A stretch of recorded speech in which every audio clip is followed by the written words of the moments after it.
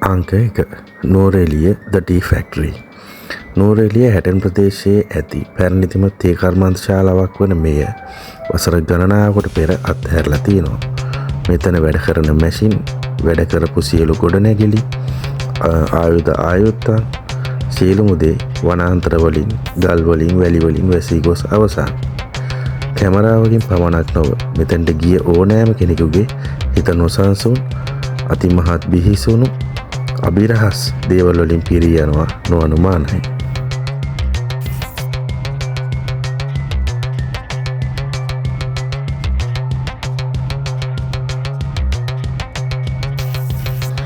දියතලාව ප්‍රදේශයේ පැවති පැරණි බන්ධනාගාර සහ බ්‍රිතාන්‍ය කාලයේ බලකොටු මේ ස්ථානයේ අතුරුදහන් වූ අතර බිඳුණු ගල්වතු වැලි වලින් වැසී ගිය අඳුරු ගුහා මගින් අමුතුම හැඟීමක් ලබා දෙනවා. ඒ අවට ප්‍රදේශයේ සියලු දෙනා පවසන්නේ රාත්‍රී අමුතු ශබ්ද, කඳුකරයෙන් ඇසෙන අමුතු ශබ්ද සහ අමුතු ඡායාවන් මගින් මේ ස්ථානය ඉතාමත් අద్භූත බව හැඟවෙන බවයි. අංක 3 පේඩ්‍රෝ ටී ස්ටේට්. පැරණි පේඩ්‍රෝ තේ වත්තේ අතුරුදහන් වූ කොටස් දැකිය හැකි සුන්දර පරිසරය පර්වත මගින් වැසී ගොස් අවසానයි. අමුතුම රහස් සහ අතීත කතා එහි රැඳී තියෙනවා. අයෙක් කියනවා මෙතන රාත්‍රියේ අමුතු ශබ්ද සහ අමුතු දර්ශන පෙනෙන බව මේ අතුරුදහන් වූ වත්තේ අභිරහස් හැඟීම තවත් වැඩි කරනවා. අංක 4 අලු විහාරය සහ දඹුල්ල ප්‍රදේශයේ සැඟවුණු පුරාණ ගුහා.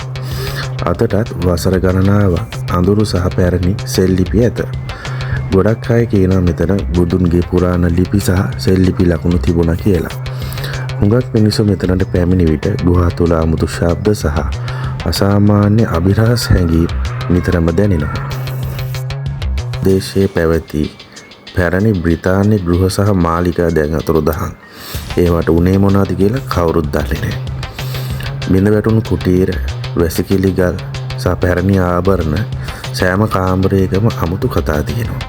සමහරු කියනවා මෙතන රාත්‍රියේ සැඟවුණු හඬ හුඟක් අභිරහස් සහ දර්ශන පෙන්වන බව. තවත් මේ වගේ අභිරහස් කතා දැනගන්න කැමති නම් අභිරහස් ලංකා channel එක subscribe කරන්න.